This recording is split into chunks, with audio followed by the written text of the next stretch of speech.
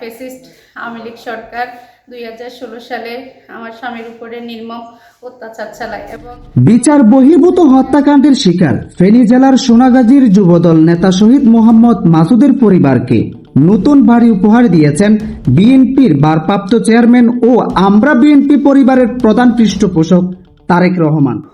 কিভাবে দেশের খাল খননের মাধ্যমে এই দেশে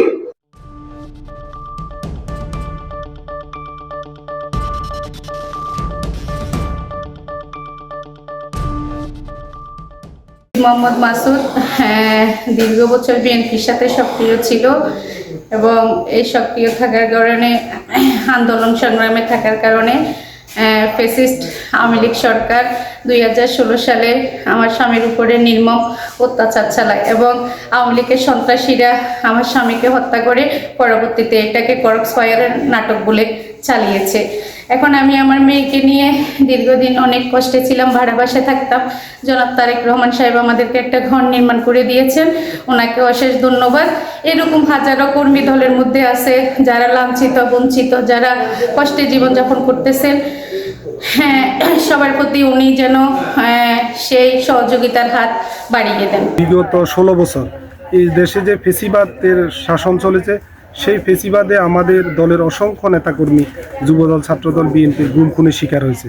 তার ধারাবাহিকতা আমাদের ফেনীতে সোনাগাজী উপজেলাতে শুধু 18 জন নেতাকর্মী ছাত্রদল যুবদলের গুম খুনে হত্যাকাণ্ডের শিকার হয়েছে বিচার বহির্ভূত আওয়ামী সন্ত্রাসীদের দ্বারা।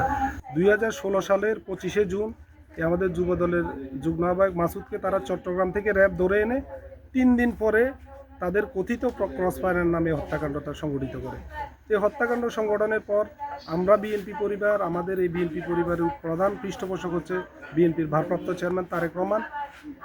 তারেক রহমানের নির্দেশে আমরা এই পরিবারের খোঁজ নিয়ে আমরা জানতে পারলাম যে মাসুদের পরিবারের মাথা গোজার ঠাঁই নেই। তারা একটা ভাড়া, ছোট একটা কুড়ি ঘরে ভাড়া থাকে এবং মাসুদের একটা মেয়ে আছে 2 বছর বয়স, মাসুদের স্ত্রী আছে, এছাড়া কেউ নেই।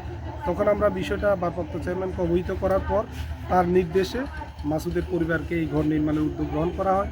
ঘর নির্মাণ 2024-এর প্রথম দিকে ঘর নির্মাণ কাজ শুরু হয়েছিল।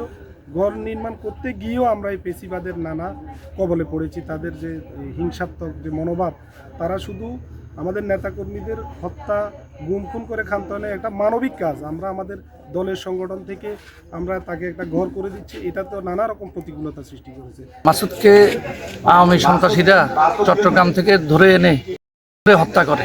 তো শহীদ মাসুদের পরিবারকে আমাদের ভারপ্রাপ্ত চেয়ারম্যান জনাব তারেক রহমান এই ঘরটি উপহার দিয়েছেন আমরা বিএনপি পরিবারের মাধ্যমে।